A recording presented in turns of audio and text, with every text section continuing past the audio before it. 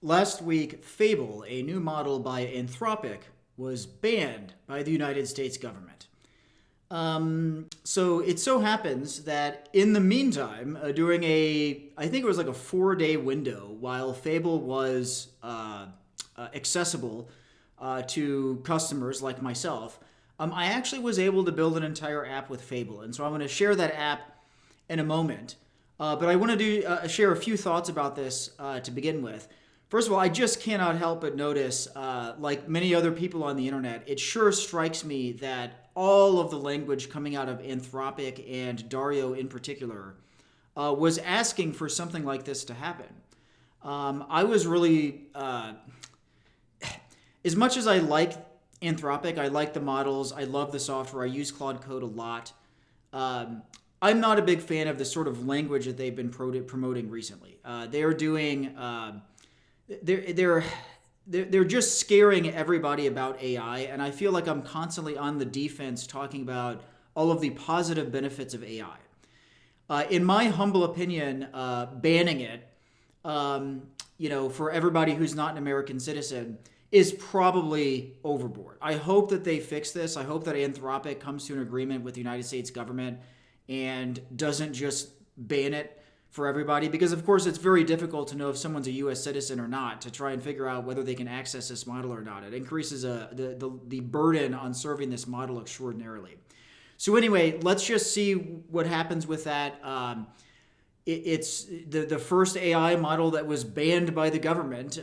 That sure will go down in history. I wonder what will happen. Will they simply launch the same model again, or are they going to provide additional safeguards? I don't know. We're going to find out what happens.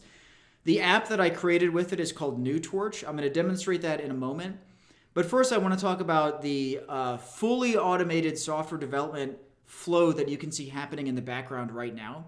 I have an AI agent building an app called TermSurf. That one's using Codex. I like to use Codex for these long-lived tasks because the /goal feature of Codex works really well. You can see in the bottom right of the Codex window in that virtual machine there, you can see it's been going for more than 2 days continuously.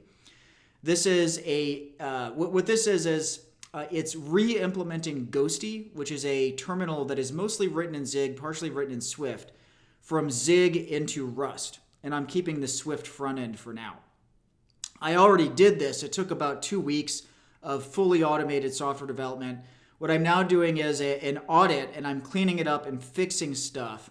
So it's doing a full audit of all of the source code, and it's also doing something else I figured out how to do recently, which is actually as you can see, fortunately, right as I'm talking about it, it's popping open windows, and it's using the macOS accessibility API to control the windows, because TermSurf is actually a native app. It's a terminal. It's a port of Ghosty from Zig into Rust. I'm calling it Roasty. That's just a sort of a code name. The actual project is called TermSurf. But in any case, you can see it's opening up windows and everything. So by running this automated process inside of a virtual machine, I can still use my computer because I don't have to use the virtual machine. I'm using the real machine. And so inside the virtual machine, the AI agent is controlling the mouse and the keyboard to pop open these windows and actually test the terminal and make sure it has all the features it's supposed to have.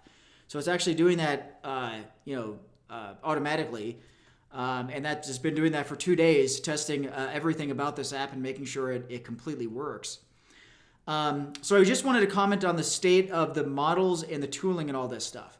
We don't need Fable to have tremendous success with the current generation of AI models and tools. Of course, it's better if the models get better, and they have gotten significantly better. And I hope that they are able to re-release Fable. And if not, I'm extremely optimistic that other companies are going to be able to launch models with sufficient safeguards that they can actually release them without just being banned by the United States government. We'll see if that holds. I personally am 100% confident that's going to happen. We are not going to have an issue accessing greater and greater and greater models in the near term. But companies such as Anthropic in particular, are going to need to tone down the extremist language a lot here. Quit building cyber weapons, just build useful tools. And let's remember, although models can be used for evil, that would be true for any tool whatsoever. The positive use cases of AI dramatically outweigh the negative use cases, hands down. Okay, it's just about information. It's like the internet. We went through the same process in the 90s with the internet. Everybody was worried about free speech on the internet. People are going to share instructions on how to build a nuclear weapon and stuff like this, which of course people did. But nonetheless, sharing information about how to build a nuclear weapon and actually building a nuclear weapon are two wildly different things. And I would argue that the same sort of thing applies to AI. Knowing that you can do things with AI and then actually doing it for something malicious are wildly different. And the reality is almost everybody uses it for good, and the good vastly outweighs the evil. Now, with that being said, I want to come back and talk about the state-of-the-art models, though, because in the background, I'm using GPT 5.5. I think it's a great model, and Codex is really kick-ass, and I'm able to solve tons of problems with it. I think it's a good deal. It's extraordinarily useful, but it was true that for a few days there, Fable was awesome, and I built an entire thing I want to show. I actually published this. Let me drag this other window over here. So this is a project I created called NuTorch. I'm showing you the website, but it's actually a program that you can install for Mac OS, and it lets you run tensors from the command line. So I'm going to show you the beautiful website. I don't want to demo the actual thing right now, but you can go to the website, nutorch.com, nutorch.com, click on the docs button. What I had Fable do, so so the other day, late last week when it was launched, I'm like, I've been meaning to work on this NuTorch project for a while. Let me revisit that. Maybe this is something that Fable can clean this up for me. And to say that it was able to do that was an understatement. So I previously had a version of NuTorch last year that was I had about half of the tensor operations finished, and I didn't support any of the more advanced features of PyTorch. What it is just a way of doing tensors. I don't want to explain what it is. If you're familiar with PyTorch, you know what NuTorch is. It's just PyTorch, but for your shell. I had Fable clean it up, and I had it make some fundamental changes to it so that it's no longer just for new shell. It runs in any shell, and it runs a daemon in the back end or in the background that will manage memory. So it stores the tensors on the GPU, and then there's a separate client that you can use. The client now works in any shell. It works in Bash, Z shell, Fish, or new shell. There's also a better version of it for new shell that is slightly more convenient because basically new shell supports structured data, which is perfectly paired to what this is. So new shell is better, but it does work in any shell.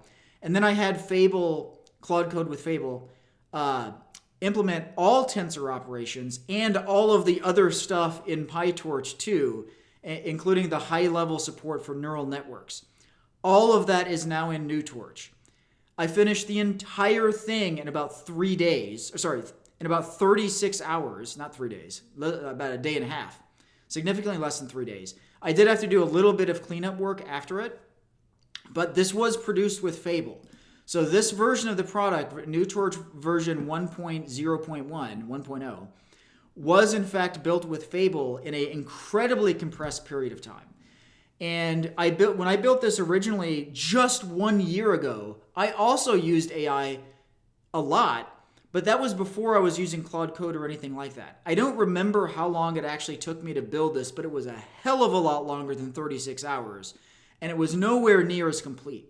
So it is very clear to me that in merely 1 year, we have made dramatic improvements in AI. I've gone way further with this project than compared to what I was able to do just 1 year ago. We are definitely beyond 10x improvement with AI. I think we're somewhere in the ballpark of 100x improvement if you use it correctly. And in fact, I would argue, I don't believe there's even a limit, actually. The amount of leverage you can get from these tools, if you're willing to dump money into it, is extremely high. So it really just becomes a matter of economics. So Fable is truly an impressive model, but it's also true that you don't need Fable with the current generation of AI tools. If you just do things like adversarial code review, the current generation of models are actually all very good, but there's still clearly room to improve. So in any case, in a nutshell, Fable was banned by the U.S. government. Let's hope this was the last one. Let's hope that they are able to restore it, or perhaps restore some sort of a version of it with more thoughtful safety guards instead of just blanket banning all of cybersecurity and biology, which they were doing. And let's hope that Anthropic, look, I'm a supporter of Anthropic. But I think I think it's okay to be critical. I think Anthropic has been doing a really bad job with messaging. They need to tone down the insane, over-the-top, fear-mongering about the damage caused by AI. AI is hands down better than, it's the good use cases are hands down bigger than the bad use cases for AI. There's no reason to go around fear-mongering like this. Let's just take the threats seriously and let's build solutions that work for people, and let's just control the threats and let's do more good than evil. And we're going to be able to keep using AI. All right, well, that's it for today. Thank you very much for listening.